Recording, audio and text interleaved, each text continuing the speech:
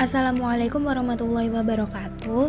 Di sini kami dari kelompok 3 akan menjelaskan tentang bab metode memahami sumber ajaran Islam part 2 untuk mata kuliah metodologi studi Islam. Kami dari Prodi Tadris Matematika kelas C, Fakultas Tarbiyah, Institut Agama Islam Negeri Kediri 2021. Kami dari kelompok 3 dengan anggota Putri Farica dengan NIM 932306420, Yunita Della dengan NIM 932307320, dan Lucy Rizka dengan NIM 932307520 akan mempresentasikan hasil kerja kelompok kami. Yang pertama, kita akan membahas tentang pengertian metode memahami sumber ajaran agama Islam.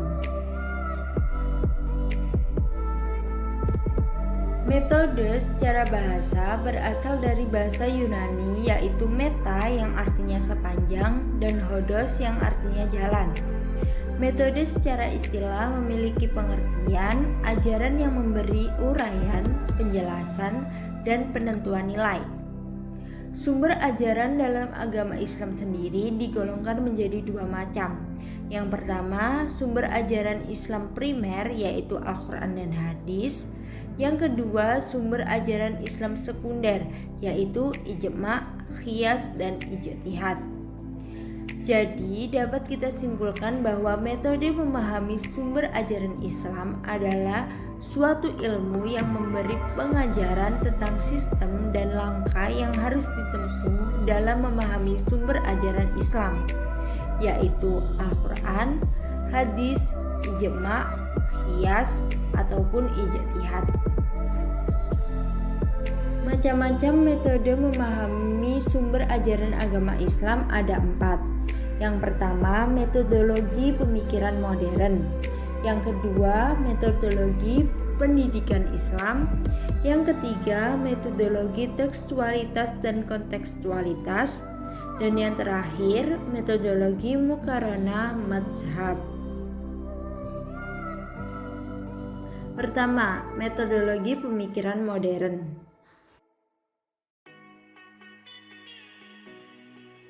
Pemikiran modern di sini bisa kita artikan arah pemikiran yang maju menuju kepada pembaharuan.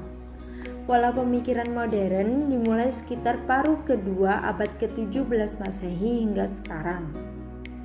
Pemikiran modern Islam ini merupakan upaya-upaya untuk menyesuaikan paham atau ajaran keagamaan Islam dengan perkembangan baru yang ditimbulkan oleh kemajuan ilmu pengetahuan dan teknologi modern. Nah, dari pengertian tadi dapat kita simpulkan bahwa perubahan Islam di sini bukan berarti mengubah atau mengurangi ataupun menambahkan teks di dalam Al-Quran maupun hadis, tetapi hanya mengubah zamannya saja.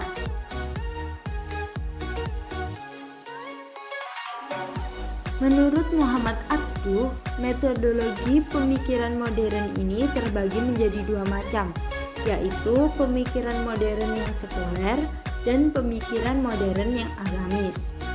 Pemikiran modern yang sekuler adalah suatu pemikiran yang menjaga akidah Islam, tetapi juga mengaplikasikan pemikiran Barat sebagai hukum positif. Pemikiran ini cenderung kepada konsep sekularisme yang bertujuan untuk memisahkan agama dan negara dan menjadikan hukum positif Barat sebagai pengganti syariat Islam yang masih memerlukan pembenahan. Konsep sekularisme sendiri adalah suatu paham yang menyangkut ideologi atau kepercayaan yang berpegang bahwa paham agama tidak boleh dimasukkan atau dicampur adukkan ke dalam urusan politik, negara, atau institusi publik lainnya. Pemikiran modern yang sekuler ini telah diterapkan di negara Turki pada tahun 1924. Yang kedua ada pemikiran modern yang agamis. Pemikiran modern yang agamis ini merupakan suatu pemikiran yang masih menjunjung tinggi nilai-nilai mobilitas rohani dan keagamaan. Berbeda dengan pemikiran modern sekuler, Pemikiran modern agamis ini lebih menerapkan akidah dan syariat-syariat Islam sebagai sumber hukum yang utama dalam kehidupan beragama. Selanjutnya yaitu metodologi pendidikan Islam.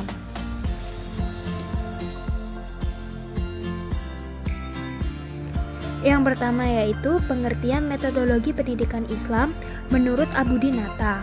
Ada dua pengertian. Yang pertama, jalan untuk menanamkan pengetahuan agama pada diri seseorang sehingga terlibat dalam pribadi objek sasaran, yaitu pribadi yang Islami. Dan pengertian yang kedua menurut Abu Dinata adalah cara untuk memahami, menggali, dan mengembangkan ajaran Islam sehingga terus berkembang sesuai dengan perkembangan zaman.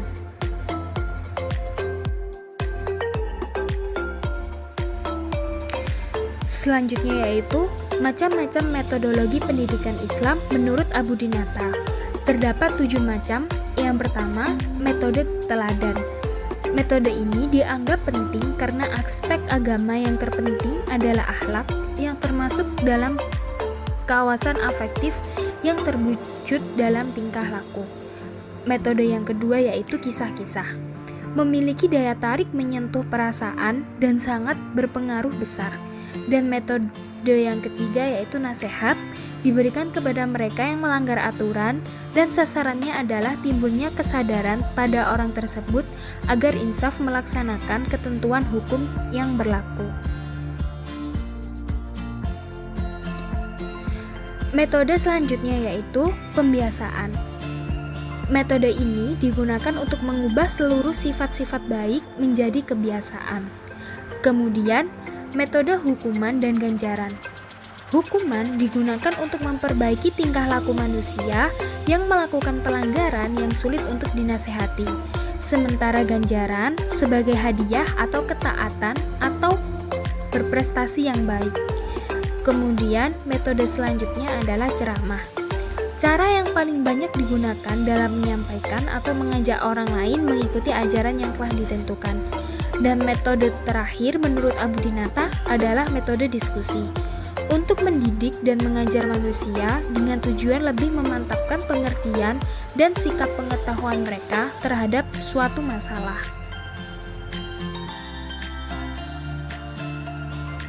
Sedangkan macam-macam metodologi pendidikan Islam menurut Ahmad Tafsir adalah menawarkan suatu metode untuk membuat peserta didik cepat menjadi manusia yang taat beragama, yaitu dengan cara internalisasi, yang merupakan cara mendidik peserta didik tidak hanya mengetahui agama, namun bagaimana peserta didik menjadi manusia yang taat beragama.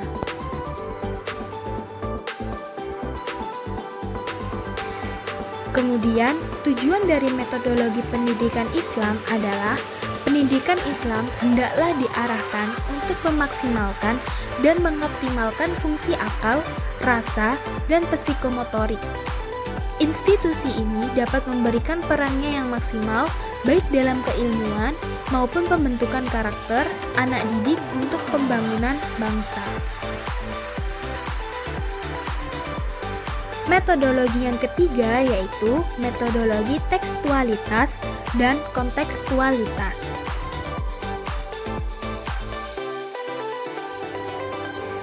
Yang pertama, pengertian tekstualitas. Tekstual berasal dari kata teks yang berarti kata-kata asli dari pengarang, kutipan dari kitab suci untuk pangkal ajaran atau alasan, bahan tertulis sebagai dasar memberikan pengajaran. Metodologi tekstual mengarah pada pemahaman nas atau teks semata tanpa mengaitkannya dengan situasi lahirnya nas atau teks, namun tanpa mengaitkannya dengan sosiokultural yang menyertainya. Kesan yang ditimbulkannya mengarah pada pemahaman yang sempit dan kaku, sehingga sulit untuk diterapkan pada era modern ini dan sulit pula untuk diterima.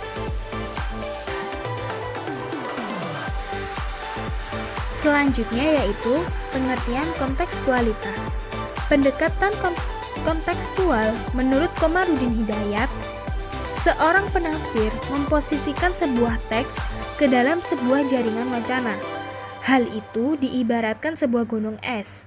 Teks adalah fenomena kecil dari pucuk gunung yang tampak di permukaan. Oleh karena itu, tanpa mengetahui latar belakang sosial budaya dari mana dan dalam situasi apa sebuah teks muncul, maka sulit menangkap makna pesan dari sebuah teks.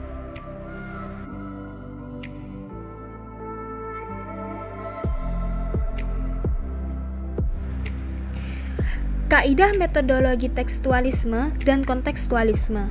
Yang pertama, tidak boleh melanggar kaidah syariah baik dalam Al-Quran maupun Sunnah.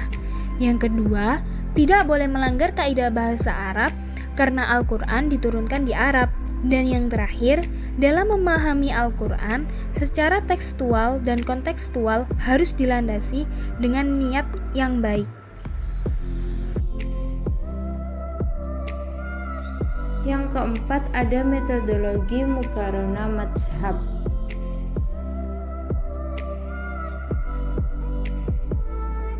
Muqaronah menurut bahasa artinya adalah membandingkan. Maksudnya membandingkan di sini adalah membandingkan antara dua hal atau lebih. Sedangkan mazhab menurut bahasa artinya adalah tempat atau jalan yang dilalui. Mazhab juga bisa kita sebut sebagai hukum dalam Islam.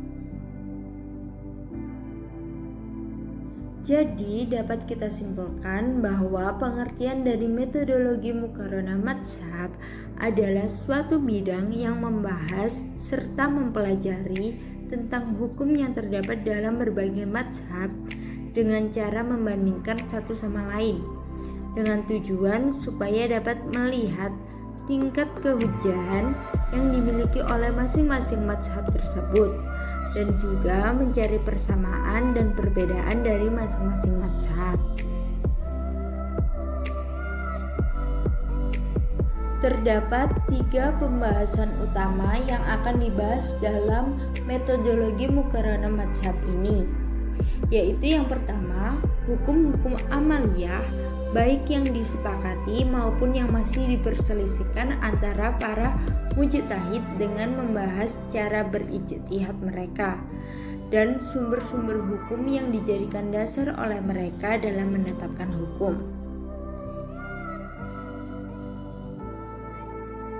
Pembahasan utama yang kedua yaitu dalil-dalil yang dijadikan dasar oleh para mujtahid baik dari Al-Quran maupun Al-Sunnah ataupun dalil-dalil lain yang diakui oleh syara'.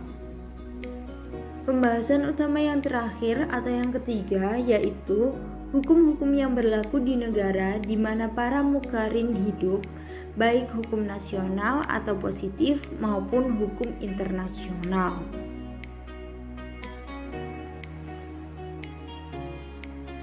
Dalam mempelajari metodologi muqaronah mazhab ini terdapat beberapa manfaat dan tujuan. Manfaat dan tujuan tersebut yaitu yang pertama, untuk mengetahui pendapat-pendapat para imam mazhab atau imam mujtahid dalam berbagai masalah yang diperselisihkan hukumnya. Yang kedua, untuk mengetahui dasar-dasar dan kaidah-kaidah yang digunakan setiap imam mazhab. Yang ketiga, dasar-dasar yang mereka pakai pada hakikatnya digali dari nas-nas Al-Quran dan Sunnah. Sekian presentasi dari kelompok kami, kurang lebihnya mohon maaf dan terima kasih atas perhatiannya. Wassalamualaikum warahmatullahi wabarakatuh.